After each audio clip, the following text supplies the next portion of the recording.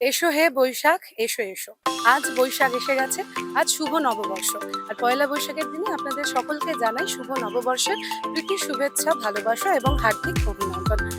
আজ শুভ নববর্ষ এই দিনে কলকাতার ফুটবলের এক ঐতিহ্যবাহী দিন। কারণ আজকে মোহনবাগান, ইস্ট বেঙ্গল এই দুই দলেতেই হয় ঐতিহ্যবাহী ভারপুজো। আর যেখানে আজকের এই শুভ দিনে আমরা ইতিমধ্যেই চলে এসেছি কলকাতার এক যে বড় দল ইস্ট বেঙ্গল, সেই লাল হলুদ ক্লাবের সামনে। আজ এখানে ইতিমধ্যেই ক্লাবের বার পুজো শুরু হয়ে গেছে।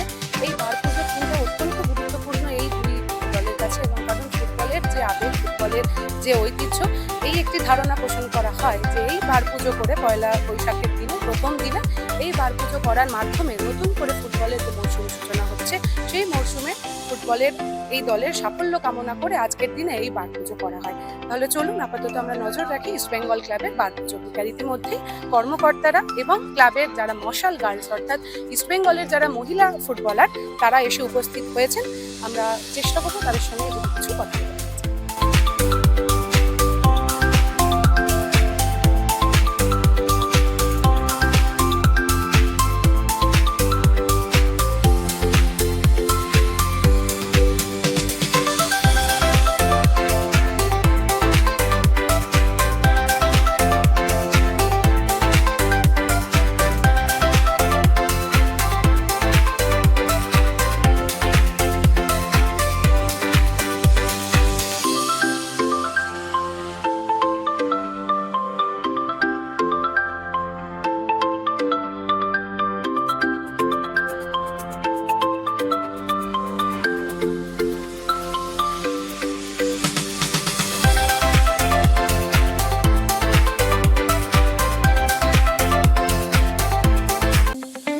নিজের ফাইন্যান্সিয়াল বিজনেস শুরু করতে চান?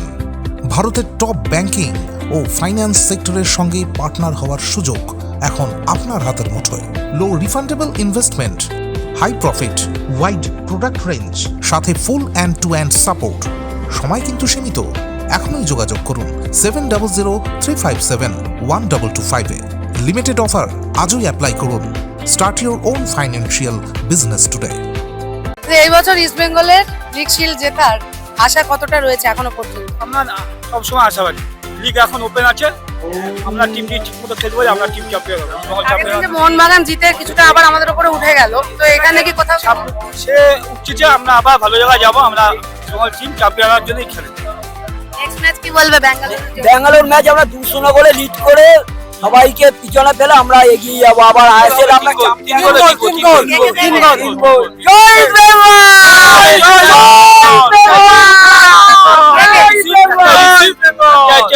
একটা ইউসুফ, একটা হচ্ছে লুঙ্গা, আর একটা হচ্ছে জেরি। আচ্ছা, জেরি তো খেলছে না, জেরি না খেলে বিষ্ণু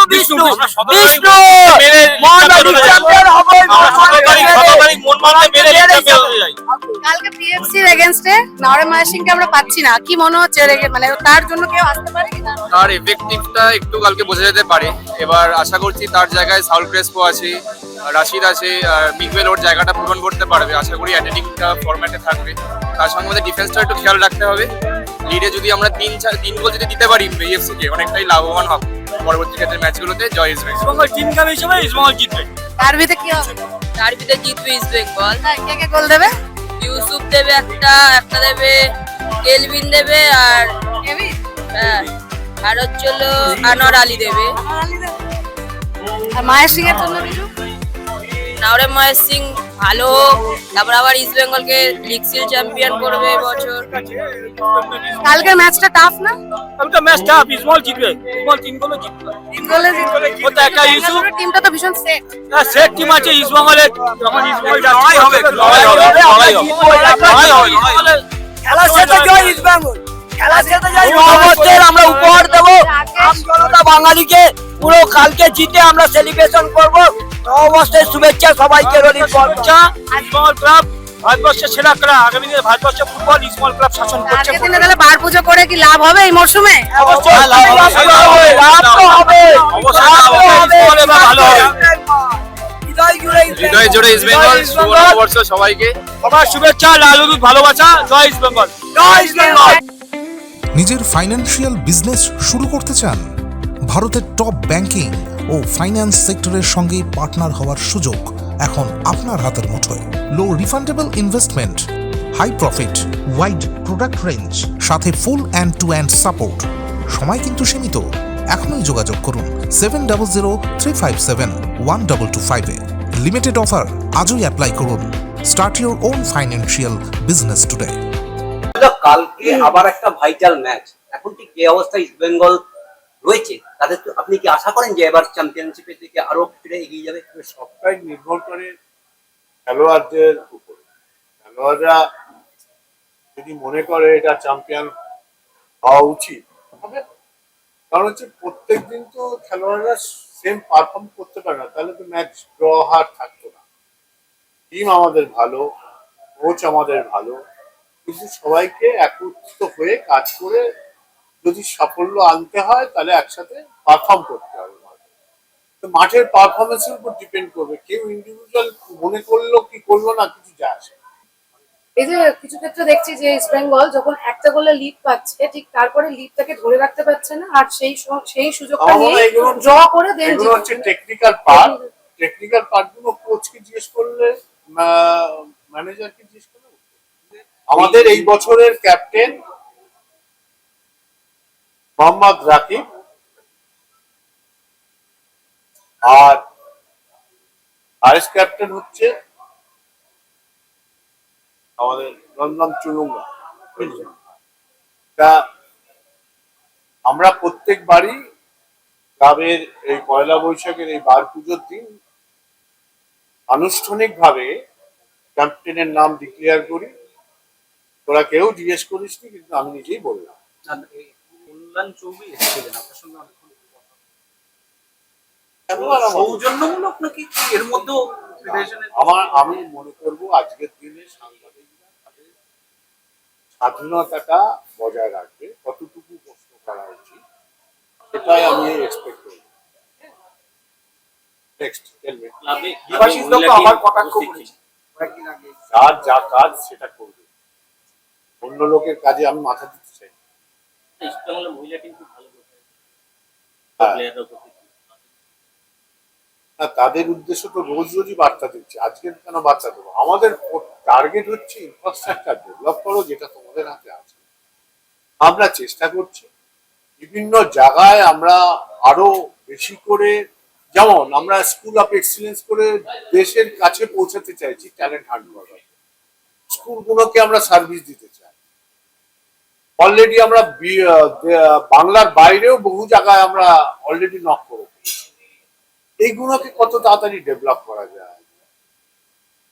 ফুটবলকে এগিয়ে নিয়ে যেতে হবে। ন্যাশনালি যদি ফুটবল ডেভেলপ করে তাহলে আজকে ইনভেস্টররা কিন্তু নাক ছিটকাবে না। ন্যাশনাল ফ্ল্যাগটা কত তাড়াতাড়ি ওড়াতে পারাবে, এটা কিন্তু তবেই ফুটবলের ডেভেলপ। আর একটাই আমাদের ভাবনা চিন্তায় একটাই সম্ভব, একাডেমি। প্রত্যেকটা আইএসএল এর টিমকে একাডেমি করতে হবে, লাইসেন্সিং এর জন্য, লাইসেন্স করার জন্য তবেই হবে। আমরা কেউ বলুক না বলুক, আমরা সেটা প্রয়াসে আছি, চেষ্টা করছি যে আমরা কত তাড়াতাড়ি ইউথদের নিয়ে আরো বেশি করে কাজ করতে পারি। বেলা 12টা থেকে 12:30 নাগাদ ইস্টবেঙ্গল ক্লাবে বার পুজো সমাপ্ত হয় এবং আজকে ইস্টবেঙ্গলের যে পুরুষ বিভাগের খেলোয়াড় এবং কোচ অস্কার ব্রুজো তারা কিন্তু কেউই আজকের এই বার পুজোয় উপস্থিত হতে পারেননি, কারণ আগামীকাল তাদের বেঙ্গালুরু এফসির বিরুদ্ধে যুবভারতী ক্রীড়াঙ্গনে রয়েছে আইএসএল এর অন্যতম একটি বিশেষ গুরুত্বপূর্ণ ম্যাচ। তাই জন্যই আজকে হয়তো তারা উপস্থিত হতে পারেননি। তবে মহিলা বিভাগের যারা ফুটবলার এবং কোচ অ্যান্টনি তারা কিন্তু প্রত্যেকেই আজকে এই বার পুজোয় উপলক্ষে উপস্থিত ছিলেন ইস্টবেঙ্গল মাঠে। এরপর সমর্থকদের জন্য এবং সাধারণ প্রত্যেকের জন্যই ইস্টবেঙ্গল ক্লাবের তরফ থেকে নববর্ষ উপলক্ষে থাকে ছোটখাটো করে খাওয়া দাওয়ার আয়োজন এবং সবাই ভীষণই আনন্দিত। ক্লাবে সবাই ইস্টবেঙ্গলের পতাকা নিয়ে, কেউ বিভিন্ন রকম পোস্টার নিয়ে তারা আজকে ক্লাবে এসে উপস্থিত হয়েছিল ইস্ট বেঙ্গলের শুভ কামনায়। বলা বাহুল্য যে ক্লাবের যিনি প্রধান শীর্ষকর্তা অর্থাৎ দেবব্রত সরকার, তিনি সাংবাদিকদের সামনে একটি কথা বললেন যে ইস্ট বেঙ্গলের ট্যাকটিক্যালি কিছু ভুলের জন্য হয়তো বিগত ম্যাচগুলোতে কিছু কিছু ভুল হয়েছে এবং ইস্ট বেঙ্গল ম্যানেজমেন্ট চেষ্টা করছে যে এই আইএসএল এ যে বাকি ম্যাচগুলি রয়েছে সেখানে যথেষ্ট ভালোভাবে ইস্ট বেঙ্গল দল যাতে পারফর্ম করতে পারে এবং তিনি আশাবাদী দলের জন্য যে এই আইএসএল সিজনেই ইস্ট বেঙ্গল বড় কিছু একটা করতে পারে। এবং আজকে অনেক রকম প্রশ্ন উঠতেই থাকছে যে কোনো প্লেয়ারের চোট, যেরকম আমরা শুনেছি যে নাওরেম মায়া সিং এর চোট রয়েছে, সেই পরিবর্তে তার বিকল্প হিসেবে কে আসতে পারেন, তার বিকল্প হিসেবে কেউ আসতে পারেন কিনা, কিংবা অন্য প্লেয়ারদের কি আপডেট রয়েছে সেই বিষয়ে তিনি একটু বিরত থাকেন কথা বলতে। কারণ আজকে একটি শুভ দিন, পয়লা বৈশাখ, ইস্ট বেঙ্গলের মতন বড় একটি দল সেখানে বার পুজো অনুষ্ঠিত হয়েছে ইস্ট বেঙ্গলের শুভ কামনায় তাদের আগামী মরশুমে এবং চলতি যে মরশুমে সেখানে ইস্ট বেঙ্গল যাতে ভালো পারফরমেন্স দিতে পারে, ভালো ম্যাচ তারা খেলতে পারে, তাদের বাকি যে আইএসএল ম্যাচগুলো রয়েছে সে বিষয়ে তিনি কথা বললেন। আর ভীষণ জমজমাট ভাবে সুন্দরভাবে আয়োজন করা হয়েছিল আজকের এই বার পুজো। আপাতত এখানেই সমাপ্তি হয়েছে। ক্যামেরায় চয়নজিতের সঙ্গে আমি সৃঞ্জয়, ইনফো পালস বেঙ্গল।